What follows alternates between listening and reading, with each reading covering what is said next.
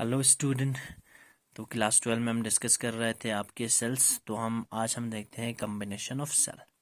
तो सबसे पहले हम देखते हैं सेल इन सीरीज। अगर हम इस तरह से कनेक्ट करेंगे, पहले सेल के नेगेटिव को हम सेकंड के पॉजिटिव के साथ, सेकंड के नेगेटिव को हम थर्ड के पॉजिटिव के साथ, थर्ड के नेगेटिव को हम इस तरह से एन के पॉजिटिव के साथ अगर कनेक्ट करेंगे तो इस कॉम्बिनेशन को आप क्या कहेंगे? Series combination. मेरे पास एन सेल है, ठीक है ना। हर एक का ईएमएफ है ई और इंटरनल रेजिस्टेंस जो है आर है, ठीक है ना। तो मुझे इस कॉम्बिनेशन का क्या कि ईएमएफ आएगा या इस सर्किट में से कितना करंट फ्लो करेगा वो हमने देखना है। देखो आपका, तो इस जो है पूरे सर्किट में ये जो है सारे सेल किस में है? सीरीज में। तो इंटरनल रेजिस्टेंस भी किस में होगा? सीरीज में। तो आपका देखो यहाँ पर आर इक्विवेलेंट में टोटल इंटरनल रेजिस्टेंस क्या होगा? तो यहाँ पर होना चाहिए R plus R plus R plus dash dash n times, ठीक है ना। तो आपका जो है आर इक्विवेलेंट जो होगा वो होना चाहिए एन आर, ठीक है ना। तो जब जो है सर्किट में कनेक्ट करेंगे तो जो है टोटल रेजिस्टेंस जो आपके सर्किट में होगा तो इसको मैं लिखूंगा आर इक्विवेलेंट। टोटल जो रेजिस्टेंस सर्किट में होगा वो बनेगा आपका R plus n R. N R आपका क्या है? Combination of internal resistance, internal resistance का जो है टोटल, और एक्सटर्नल रेजिस्टेंस क्या है? आर। तो ये भी इसके साथ सीरीज में, तो ओवरऑल रेजिस्टेंस क्या बनेगा? R plus n R. समझ जाओ। तो ये बनेगा आपके पूरा सर्किट में से आप लोगों का जो है टोटल रेजिस्टेंस होगा सर्किट में।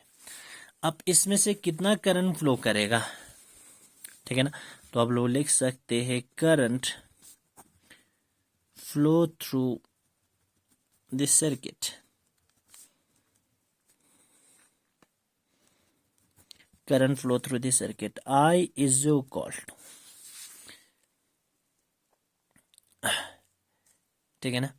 तो सबसे पहले तो इसमें टोटल ईएमएफ भी देखना पड़ेगा। रुक जाओ, यहाँ पर ये आपका जो है इक्विवेलेंट ईएमएफ इक्विवेलेंट ईएमएफ कितना बनेगा? E plus E plus E plus E. तो यहाँ पर आप लोग लिख सकते हैं एन ई, ठीक है ना। तो देखो करंट जो फ्लो करेगा वो बनेगा आपका n E divided by, current क्या होगा आपका? Total EMF divided by total resistance R plus n R, यही होगा, ठीक है ना। तो ये कंडीशन आएगा। अब हम इसमें अलग अलग केस देखते हैं, स्पेशल केसेस हम देखते हैं, ठीक है ना। देखो आपका इसमें अगर हम केसेस देखते हैं तो हम फर्स्ट केस देखते हैं। इसमें पहला केस, जब आपका आर जो है ग्रेटर होगा किससे? आर से। मीन्स आपका जो है load resistance is greater then internal resistance. जब आपका लोड रेजिस्टेंस ज्यादा होगा किससे? Internal resistance. तो इंटरनल रेजिस्टेंस को आप क्या कर सकते हैं? नेगलेक्ट इसको पूरा। तो मीन्स करंट का जो वैल्यू होगा वो n E divided by R. Current किसकी वजह से होगा? एन सेल की वजह से। एक सेल की वजह से ईएमएफ ई, तो एन सेल की वजह से होगा। तो आपका जो है मैक्सिमम करंट आएगा। तो इस तरह से लिख सकते हैं, टू ड्रॉ मैक्सिमम करंट, मुझे जो है मैक्सिमम करंट ड्रॉ करने के लिए सेल को जो है cell are connected in series, cell को आप सीरीज में कनेक्ट करो to draw a maximum current, ठीक है ना। मैक्सिमम करंट को ड्रॉ करने के लिए सेल को आप लोग किस में कनेक्ट करो? सीरीज में कनेक्ट करो। लेकिन कंडीशन लिख लेना, and R is greater than R, ठीक है ना।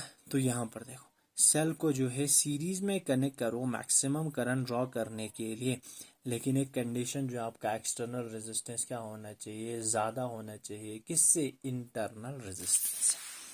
सेकंड कंडीशन देखो आपका, अगर मेरा आर ज़्यादा होगा किससे? आर से, उस वक्त मेरा इंटरनल रेजिस्टेंस ज़्यादा होगा किसके कंपैरिजन में? लोड के कंपैरिजन में। तो उस वक्त जो आपका करंट ड्रॉ करेगा वो करंट का वैल्यू कितना होगा, n E divided by n R, ये होगा ना। कैपिटल आर को मैंने नेगलेक्ट कर दिया क्योंकि कैपिटल आर जो है कम है किसके कंपैरिजन में, इंटरनल के कंपैरिजन। ये दोनों आप कैंसिल कर देना। तो आई का वैल्यू क्या होगा, आई का वैल्यू होगा ई डिवाइडेड बाय आर। तो आई का वैल्यू क्या कितना होगा, ई डिवाइडेड बाय आर। तो उस वक्त करंट क्या होगा आपका जो है, एक सेल की वजह से आ रहा है करंट। यहाँ पर देखो एन सेल की वजह से हो रहा था करंट, मीन्स करंट ज़्यादा होगा।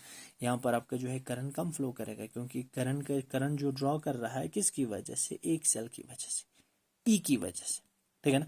तो इसीलिए to draw a minimum current the cell are connected in series, लेकिन कंडीशन होगा इंटरनल रेजिस्टेंस क्या होगा, एक्सटर्नल रेजिस्टेंस से ज़्यादा होना, ठीक है ना। तो ये कंडीशन है, तो दो कंडीशन आपका आ गया, ठीक है ना। तो सेल को सीरीज में कनेक्ट करेंगे तो आपका इतना करंट फ्लो करेगा, लेकिन जो है मुझे मैक्सिमम करंट जब फ्लो करवाना है तो सेल को मुझे किस में कनेक्ट करना है, सीरीज में कनेक्ट करना है, लेकिन एक्सटर्नल रेजिस्टेंस जो लोड रेजिस्टेंस इंटरनल रेजिस्टेंस से ज़्यादा होना चाहिए। सेकंड कंडीशन, तो मुझे मिनिमम करंट के लिए इंटरनल रेजिस्टेंस जो है एक्सटर्नल रेजिस्टेंस से ज़्यादा होना चाहिए। उस वक्त आपका जो है करंट का वैल्यू क्या होगा, मिनिमम होगा। अब इसके बाद हम देखते हैं सेल इन पैरेलल।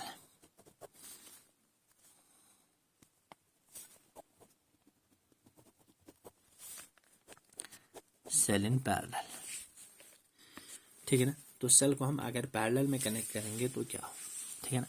जैसे कि मेरे पास ये है ना,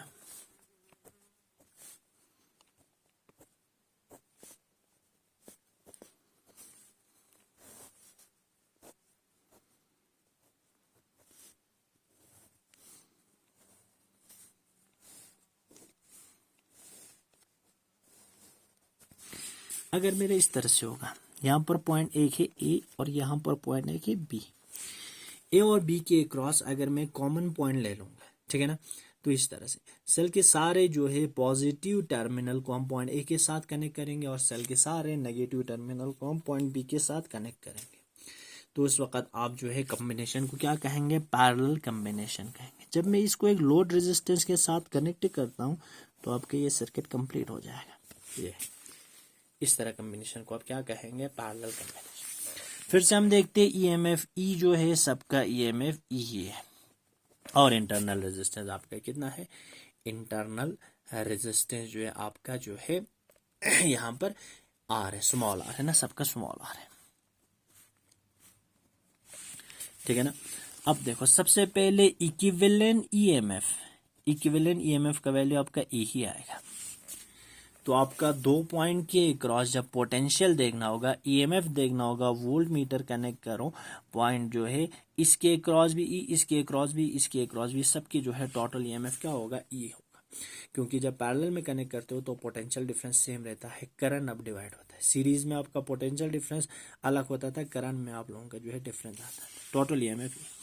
तो total resistance internal resistance, total internal resistance ये होगा, क्योंकि पैरेलल में कनेक्ट के 1/R1 1/R2 ऐसा होता है ना, 1/R plus 1/R plus 1/R plus days days days days तो कितना बनेगा, n टाइम्स।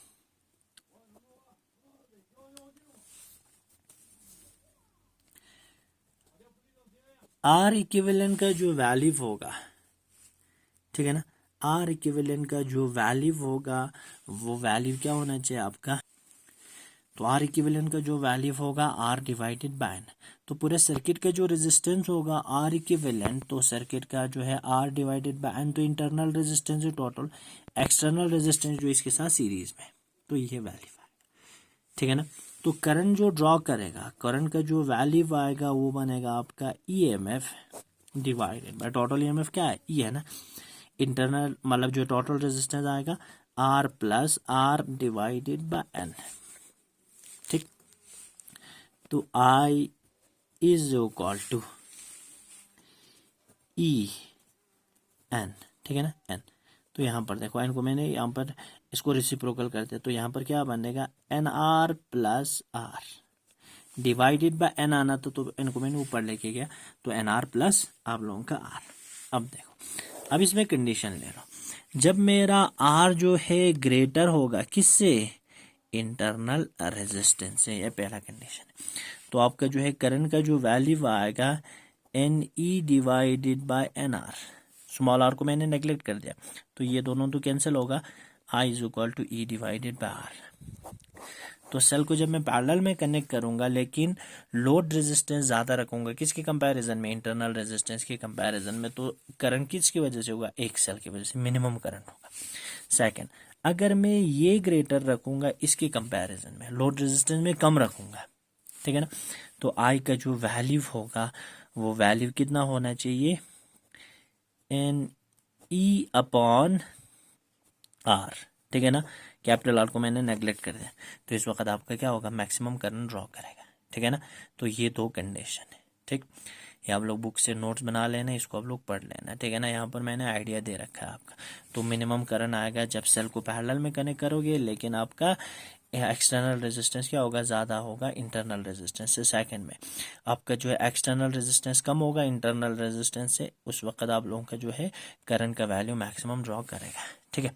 तो हम आगे डिस्कस करेंगे अगला जो है वीडियो में। तो देन थैंक यू।